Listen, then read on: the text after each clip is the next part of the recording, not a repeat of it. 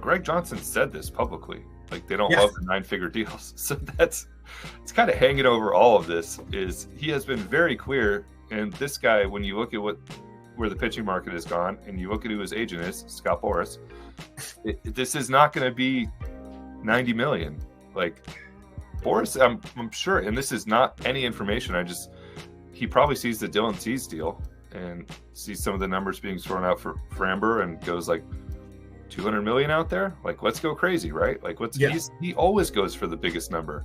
So yeah, it's not something that generally fits what we think they want to do. Now, to your point, he checks a lot of boxes for them, and I think he's somebody they like. He's somebody they've seen. Zach and Buster saw him in person last year on a trip to Japan. Like, so a lot of this makes sense. I just also I don't read too much into anything that's happened in the last couple of weeks. And this is also a guy who's going to be like one of the biggest talking points at the winter meetings, which is starting next week. I think he has another month and a day before he has to sign. So everyone can, I think, settle down a little bit. Yeah.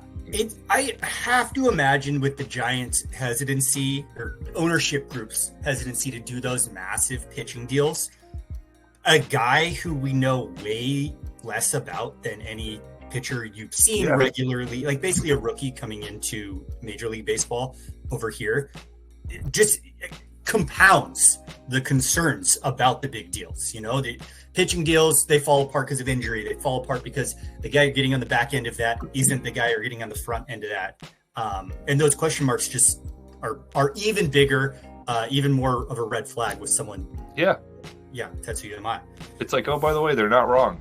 So yeah, I would be terrified if it comes down to the end and they're like, it's going to be 160 million plus the posting fee. Like, I would be terrified to write that contract. You can feel as good as you want to about someone coming over, but we've seen some big misses, and not just with the Giants long-term deals, but also just with guys coming over from Japan. And you read some of the scouting reports, and it's really hard to tell from people who have seen him. I mean, some people are like ace potential. A lot of them are like, he's the strong number 3.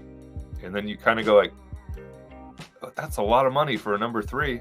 Yeah. So, I think it's a terrifying proposition. That's why, Buster, you get paid to make this decision. Buster Posey, not only, and deal with it long term. But he is, I think, scarier than some of the other, where you look at like a Ranger Suarez and you go like, we've seen what he can do the last few years in the big leagues. Like, you kind of know what he's going to give you. Framber Valdez, Dylan Cease, you don't know, because every other year, like, that's a different year. But guys like that, you kind of know what they're going to give you. And this is taking a big swing, which could be great. It could also be, Jung-Hoo Lee's a good example of this. Like, that's a big contract, and last year was fine. Yeah. Also, we kind of talked about it in the year-end recap. Yeah. Like, they're going to be really hoping for a better than ever version of Jung-Hoo Lee in the next year or two, or it's really going to scare them away from deals like that in the future.